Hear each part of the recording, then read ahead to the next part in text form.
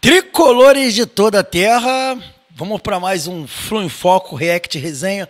Vamos reagir aos comentaristas falando de mais uma grande vitória do Fluminense, vitória importantíssima sobre o São Paulo, que nos deixa numa situação muito tranquila aí no Campeonato Brasileiro, finalmente, né?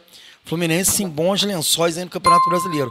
Antes de começar nosso react, só para vocês poderem ver aqui, né, o posicionamento aí do Fluminense do Campeonato Brasileiro, ó. A situação ficou bem mais calma, né? Fluminense fora da zona do rebaixamento, ó, com 27 pontos na 16ª posição, empatado com o Grêmio, a 1 ponto do Juventude, a 1 ponto do Criciúma, 2 pontos do Atlético Paranaense, ou seja, uma vitória com um jogo a menos que o Fluminense tem pode colocar o Fluminense na zona da Sul-Americana. É isso mesmo. Então, Flusão aí subindo a ladeira, se dando bem, melhorando, graças a Deus. E a gente vai mostrar aqui o que os comentaristas da ESPN, da Sport TV, o que eles estão falando aí de mais uma vitória do Fluminense. A gente vai começar aqui com o Sport TV, né? A gente vai trazer aqui a atuação, o André Rizek falando aqui sobre essa vitória do Fluminense, a Renata também. Vamos ver o que a galera do Sport TV, do Troca de Passes, estão falando aí sobre mais uma grande vitória do Fluminense no Campeonato Brasileiro. Eles que já davam o Fluminense como rebaixado, né? Vamos ver. Desde que o Mano assumiu o Fluminense, o Fluminense conquistou 21 pontos em 33. É verdade, o Fluminense tinha 6 pontos no Campeonato Brasileiro quando o Mano chegou. O Fluminense fez 21 pontos em 33. Isso representa um aproveitamento de 63, entre 63% e 64%. Verdade. Sabe que colocação tem hoje o aproveitamento de 63% a 64% do Campeonato Brasileiro? De 4 lá em cima, né? Entre o segundo e o terceiro colocado do campeonato. E aí, você se dá conta do quanto era ruim a situação do Fluminense antes da troca de comando, em termos matemáticos, que o Fluminense fez esse aproveitamento, ganhou 21 pontos e ainda é o primeiro time fora da zona. Ou seja, se distanciar e ter... Você olha para o rendimento, para o que o Fluminense é capaz de fazer e de enfrentar os melhores times do campeonato nesse momento, você tem a perspectiva de que o Fluminense vai em algum momento se colocar numa posição de mais tranquilidade. Pelo menos é o que sinaliza o rendimento do time. Mas a distância era tão grande para isso, que foi vitórias, e o Fluminense ainda está numa posição de total atenção com o campeonato. Porque são 2 pontos só para a zona de rebaixamento, o primeiro clube fora. Isso é um sinal do tamanho do buraco em que o Fluminense estava metido antes de iniciar a sua recuperação. E é curioso, né? Porque... Estou esperando você pronunciar o nome Thiago Silva. Não, mas não é só isso. O Thiago Silva é parte importante disso. Mas sabe o que mais me chama a atenção? Quando a gente, em qualquer time de futebol, quando a gente vai fazer quando a gente observa uma troca de treinador, qual é o primeiro debate que a gente faz? Meu Deus, mas não tem nenhuma lógica, os clubes não têm critério, porque são modelos de jogo totalmente diferentes, parece tentativa e erro. E o Fluminense se viu diante de uma situação em que ele, na primeira janela do ano, ele faz uma janela um tanto estranha, mas que parecia dobrar, triplicar a aposta no jeito de jogar Fernando Diniz. Mais jogadores numa etapa avançada de carreira, com mais qualidade técnica do que vigor, uma aposta muito em refinamento técnico e em pouco vigor competitivo. De repente o Fluminense olha para a sua situação no campeonato e vê o time não estava conseguindo funcionar, o trabalho não conseguia andar, e para ele fazer qualquer migração de treinador, você não vai encontrar um outro Diniz no mercado. E era como se houvesse uma certeza com aquele grupo, a única possibilidade de funcionar era na mão do Diniz. O Fluminense, com jogo em cima de jogo, foi obrigado a trocar treinador e fazer uma migração brutal em modelo de jogo. É totalmente diferente. Quase toda a proposta de jogo do Fluminense hoje são quase opostos o que era com o Diniz e o que era com o Mano.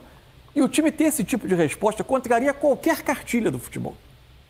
É muito difícil fazer o que foi feito no Fluminense nesse momento. Eu não estou dizendo que o Fluminense vai continuar numa arrancada sensacional para disputar primeiras posições, que o Fluminense virou no favorito a Libertadores, nada disso. Só que a mudança de aproveitamento e com um rendimento de bom nível, conseguindo enfrentar a maior parte dos times do Brasil, ele contraria quase tudo que a gente tem como verdade estabelecida. Embora com uma qualidade técnica... Claro que tem qualidade técnica no elenco. Um elenco campeão da América, que ainda está vivo na competição sul-americana, entre os 8 melhores da competição, com o John Arias, com o Ganso, com o Thiago Silva. E importante destacar o seguinte, o Fluminense com 27 pontos, ele tem um jogo a menos que o Corinthians e o Vitória, que são os seus perseguidores hoje, né? Então ele está 2 pontos à frente com um jogo a menos. E já que o assunto é Fluminense, vamos ao Maracanã com a nossa equipe. Só uma coisa muito legal que ele falou aqui, né?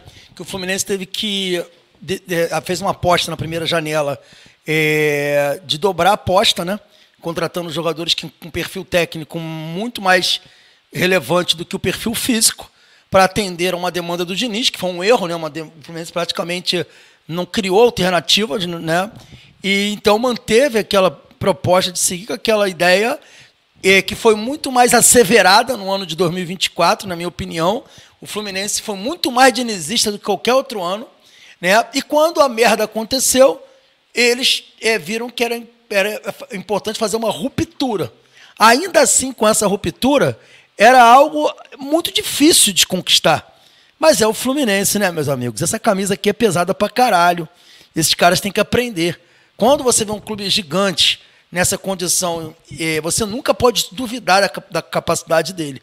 E o Fluminense foi muito bem nessa janela, né? E aí tem que... O mesmo crítica que a gente fez à direção, que montou mal o planejamento no início do ano, ela consertou o planejamento agora também. Errou e depois se acertou, né? Então vamos lá, vamos dando sequência. E é o que ele falou. O Fluminense, mesmo com muitas vitórias, ainda continua lutando contra o rebaixamento, para você ver como é que o Fluminense estava mal. Mas vamos lá, vamos continuar aqui para ver o que os caras falaram lá no Maracanã. Transmitiu pelo Premier a vitória de hoje sobre o São Paulo. Luiz Carlos Júnior, boa noite, bem-vindo ao Troca de Passes. Fala, Rizek, alô Mansur, alô Jéssica. E continuando o raciocínio do Mansur, mesmo que o Fluminense tenha uma arrancada excepcional, ele não chega a Libertadores. O Fluminense pensa num Campeonato Brasileiro para se classificar para a Sul-Americana. El Grafa tá na área, Dom Carmo presente. E aí, Dom, gostou do jogo?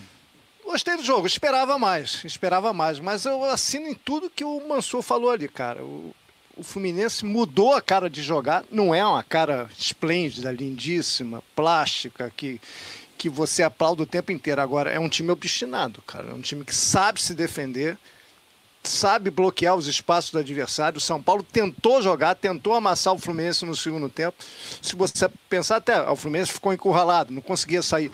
Cara, mas a impressão que a gente tinha vendo o jogo... Olha só, o São Paulo teve esse bom momento na jogada do William. Isso foi basicamente a grande chance do São Paulo no jogo. Depois teve uma outra com o William no segundo tempo. Sim, verdade. O São Paulo finalizou 13 vezes no jogo, só 4 no gol.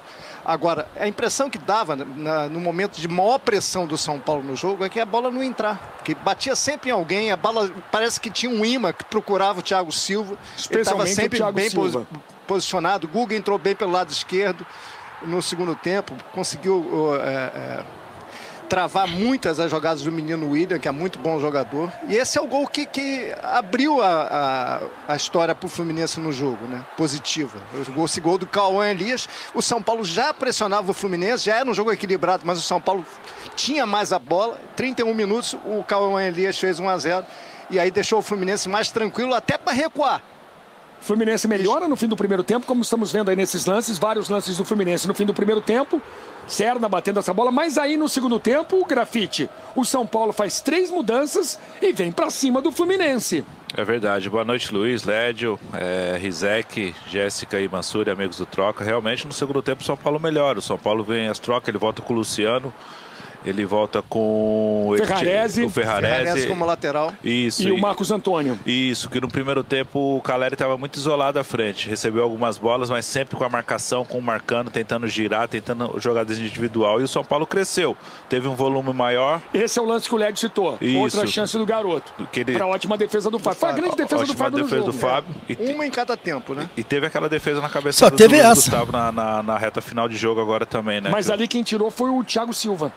O Thiago, na cabeçada, acho que, se eu não me engano, é o Fábio que faz a defesa. Mas vamos ver esses lances. Mas o Fluminense é aquilo, eu concordo com o que o Mansur falou também. O Fluminense vem crescendo de produção no campeonato, recuperando jogadores. Esse jogador, o Arias, aí é fundamental. No primeiro tempo ficou um pouco sumido, o que dificultou um pouco do jogo do Fluminense. No gol do Cauã Elias, é um dos raros momentos onde o Ganso consegue pegar uma bola livre ali, num toque de letra, encontra ele. Ele tromba com o zagueiro ali, com o Sabino, e acaba sobrando ele marcando o gol, que deu a tranquilidade pro Fluminense no jogo. Aí falando em tranquilidade, esse é o lance da tranquilidade, isso, né? O Keno entra bem no jogo, né, na vaga do Serna. O Serna não repetiu o grande jogo que fez a semana passada contra o Atlético. O Keno entrou, marcou esse gol aí, uma bola defensável pro Rafael. É importante pro Keno marcar esse gol para readquirir a confiança, a forma física, a técnica, para ser uma opção pro Mano também. E aí a defesa, ó. Bate no Thiago Silva. Thiago Silva. Verdade, bem Thiago bem Silva. lembrado. Thiago Silva por 2 vezes, né? O Luiz Gustavo sozinho na área.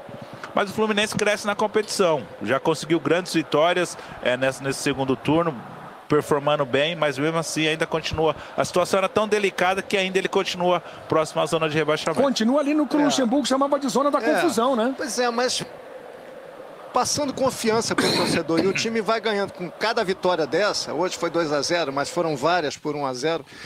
O torcedor vai entendendo o projeto, né? Que não é um projeto, volto a dizer, maravilhoso, mas é um projeto competitivo e que está resolvendo.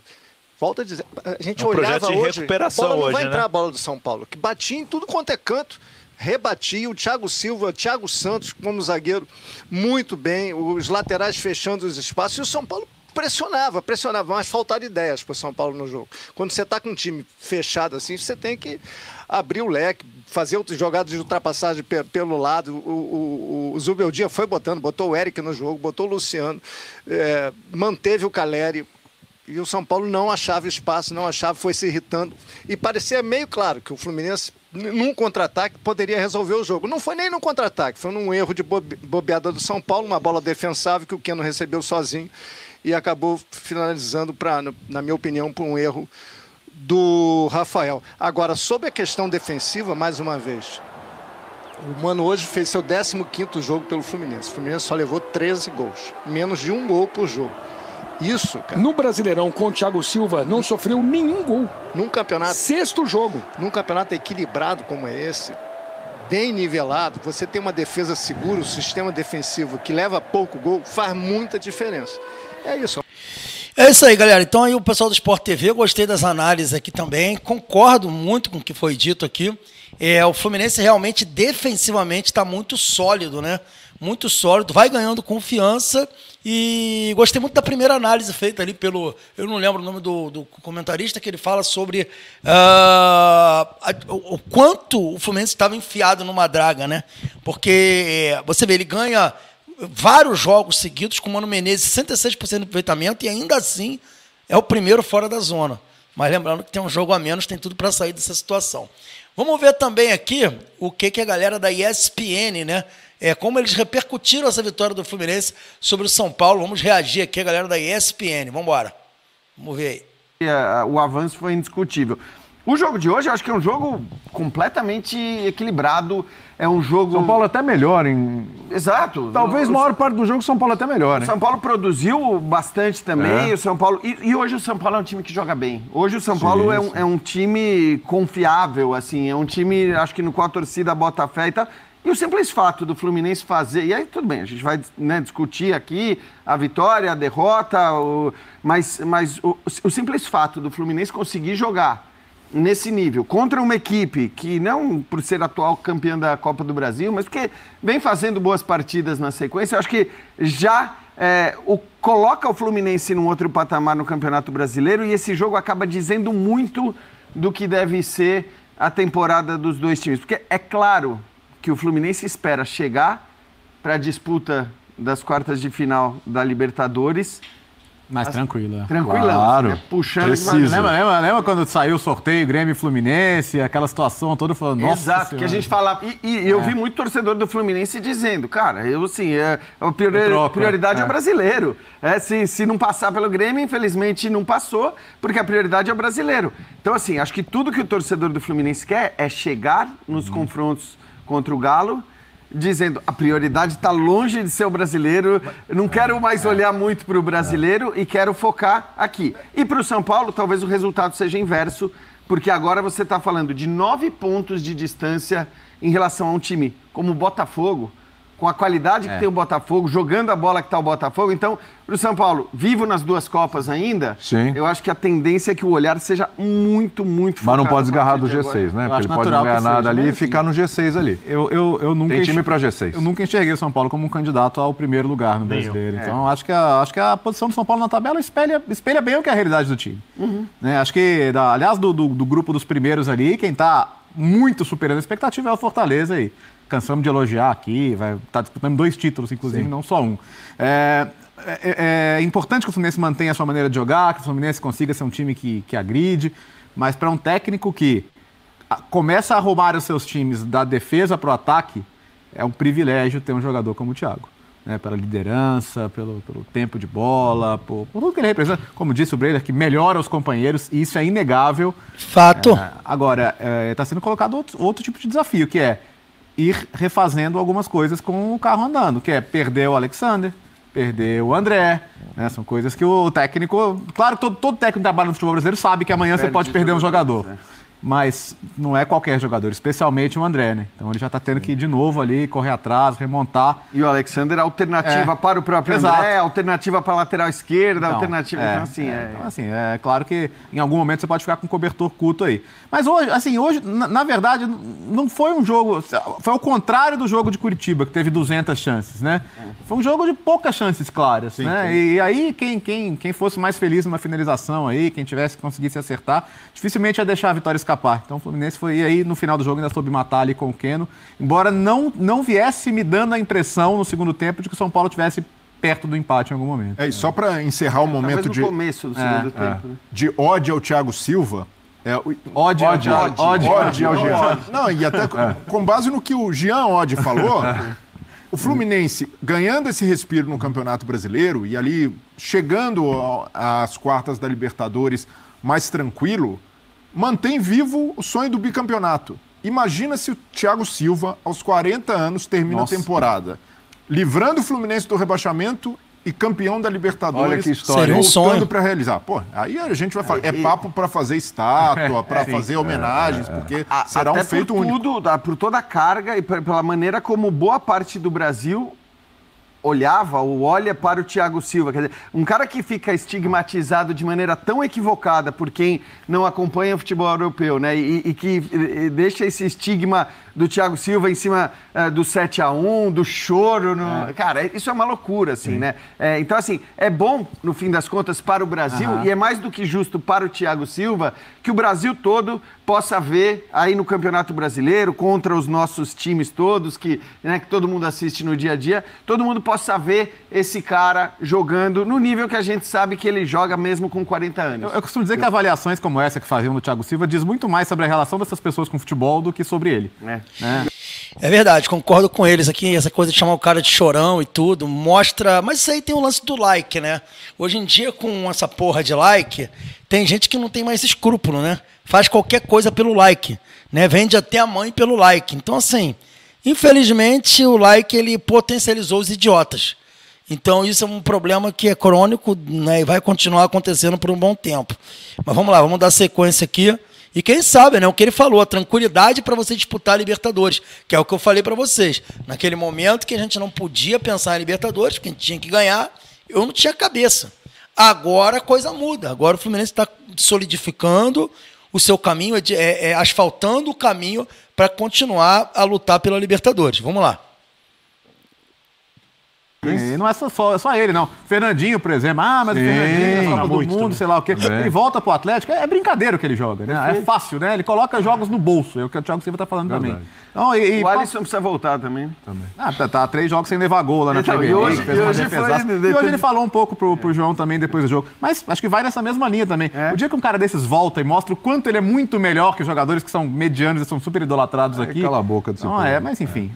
O Thiago, que bom que ele pôde fazer isso. E ele escolheu estar no Fluminense, porque se ele escolhesse ficar na Europa, se ele escolhesse ficar na Premier League, ia ter time fazendo fila. Se ele quisesse voltar voltar para a Itália, mesmo com a idade dele. Sem dúvida. Qualquer time. A Roma está procurando zagueiro. É mesmo, tá fechando com o Rúmeus, inclusive. E se temos ódio ao Thiago Silva, tem algum ódio à arbitragem? Tem gente dizendo que o primeiro gol do Fluminense tem erro aí, hein, na parada.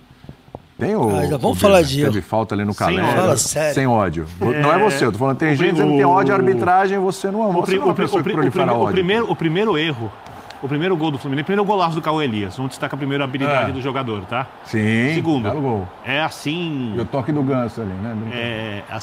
Eu não consigo achar um adjetivo para explicar a arbitragem. Essa arbitragem ou a arbitragem em geral? Não, essa arbitragem. Essa aí. Porque há erros e erros. Isso daqui ultrapassa o erros e erros. Tá. Vai muito além. O resultado é muito condicionado à arbitragem. Eu concordo com tudo que falaram sobre as atuações, sobre o Thiago Silva, sobre a evolução do Fluminense. Destaquei aqui o gol do Cauê Elias.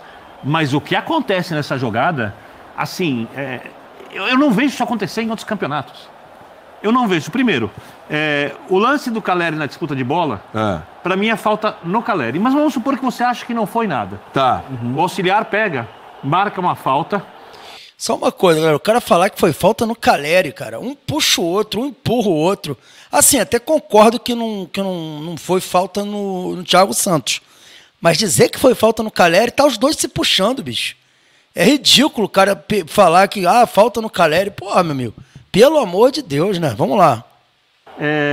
Pro Fluminense. Ele levanta a bandeirinha. Leva a bandeirinha. Quando ele assim, o que o árbitro faz? Não leva o apito à boca, dá vantagem. Ou seja, segue a jogada. O que faz o jogador do Fluminense? O Thiago Silva. Thiago Silva. Põe a mão na bola. Põe a mão na bola. A partir do momento que ele pôs a mão na bola, no lance de vantagem, a falta é a falta pro São Paulo. O árbitro vê a jogada seguir, vai no VAR.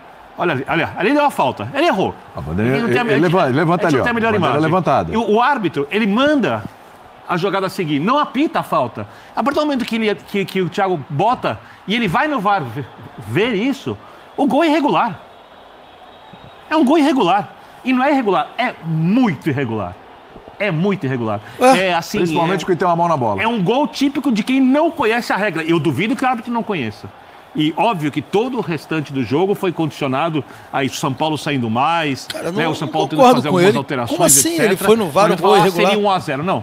Não é assim que funciona o futebol. É irregular, então, porque o que ele botou a mão na bola? Ele botou a mão na bola porque o lance tinha sido falta.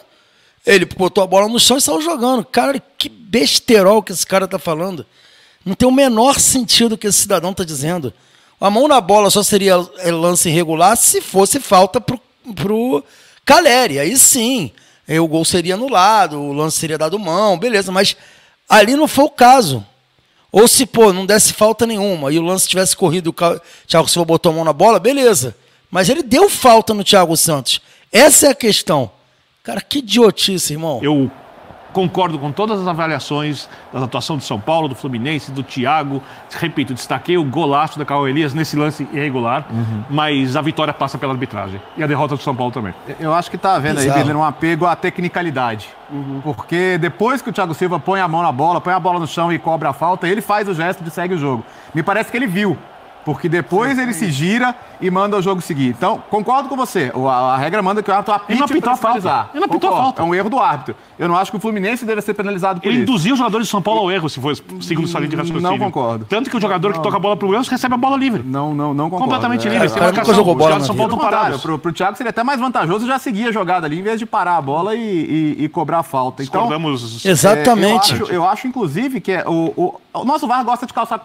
Exatamente isso. Pro Thiago seria mais vantagem do que parar a bola. Tem sentido nenhum. Esse maluco nunca jogou bola na vida dele, esse outro maluco aí. Causar confusão. Exato, né? Cara. Porque... Eu quero ouvir esse áudio. Acho que o áudio vai ser mais conclusivo para todo mundo. Eu acho que o futebol deve ser apitado pelo espírito da regra, acima de qualquer coisa. Né? E nesse caso específico, acho que o VAR poderia falar, não, Você deu a falta? Você deu a falta? Foi falta. Então segue o jogo. Exato. Né? Lembrando que eu acho que foi falta no Caleri, tá? Então, eu acho que não foi nem nenhuma coisa nem outra. Pra mim foi disputa normal. Então, também errou porque deu a falta pro Fluminense. Não marcaria falta nem para um lado nem para o outro. De novo aí. Eu estou muito com o que disse o Léo.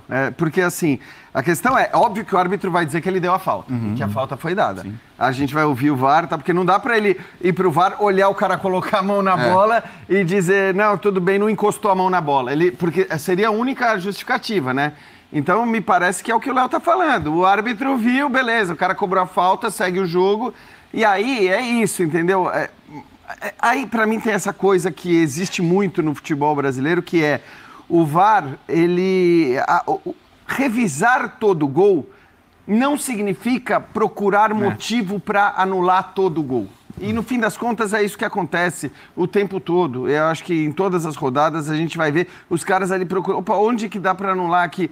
Assim. Aí é para fazer primeiro uma análise de um lance que é interpretativo, de falta, que tem de prevalecer a interpretação do árbitro, E segundo, de um lance, não é nem um lance, algo que vai do bom senso, em que o árbitro ali sinalizou pro Thiago Silva. Eu acho que assim, a falta não, e eu tô de acordo, pra mim não houve falta nenhuma, nem de um nem de outro naquele lance, era pra jogada seguir, mas a falta foi marcada, ele foi marcada pelo Bandeira, e acho que o árbitro vai dizer que ele marcou a falta, porque senão assim... Mesmo não apitando. Então, o que a gente vai ver lá, quer dizer, o que... Exato, o que há pra ser revisado ali? Tanto que eu achei, sabe o que eu achei? O jogador colocando a mão na bola de propósito, um lance de vantagem. Eu achei que estava sendo revisado o fato da bola não ter parado. Então, ele bateu, ele não parou a bola para bater a falta. Que seria justamente... E também reinício de jogo não costuma ser revisado em VAR, né? Porque muita gente falou, tá revendo a falta. Pelo amor de Deus, né? Acho que a gente já passou dessa fase de... Assim, a gente já sabe que a falta não tem que ser revista. Se ela aconteceu ou não, é a partir da cobrança da falta que você analisa se teve alguma irregularidade. Quando eu falo no espírito da regra, eu me lembro muito do lance da Champions League no ano passado com o Gabriel Magalhães, né? Que o Raia bateu o tiro de meta, ele pôs a bola no chão e bateu como se não tivesse batido. Perfeito. E muita gente falou, mas que absurdo, erro infantil, tinha que marcar. E depois o que se falou ali na UEFA foi que, gente, tá muito claro que assim, ele se confundiu, pôs a bola no chão para bater e bateu. Né? E o árbitro deveria realmente marcar um pênalti nesse tipo de lance. E é claro que é discutível, você pode achar que deveria, mas se você pega o livro de regras da International Board, eles falam situações não previstas ou situações incomuns à regra, o árbitro deve se perguntar o que o futebol espera desse tipo de situação. Bom senso, é chamado bom senso, né? Exato. Imagina, o Bandeira levantou, Thiago Silva, para ele o jogo parou, bota a mão. Imagina se o árbitro para ali e dá um amarelo pro Thiago Silva, a gente estaria discutindo a falta de bom senso por ter marcado a infração. É isso aí, galera. Então foi a análise dos caras da ESPN, ficaram nesse final aí debatendo o lance, mas com um debate inútil, não serve para nada. No fim das contas, o outro maluquinho lá falando que a derrota passa por esse resultado. Pô, o Fluminense fez um partidaço, foi muito mais perigoso que o São Paulo, e o cara botar isso como um problema é complicado. Mas esse foi o nosso React Resenha, espero que vocês tenham gostado aí, os comentaristas opinando aí sobre o Fluminense. Né, trouxemos aí a galera da ESPN, Sport TV. Espero que vocês tenham gostado. Né, e vai ter mais aí, vai vir mais coisas aí. Sempre nos pós-vitórias do Fluminense. A gente sempre vai trazer coisas muito legais aqui, muitos reacts para vocês. Saudações tricolores, galera. Fiquem com Deus.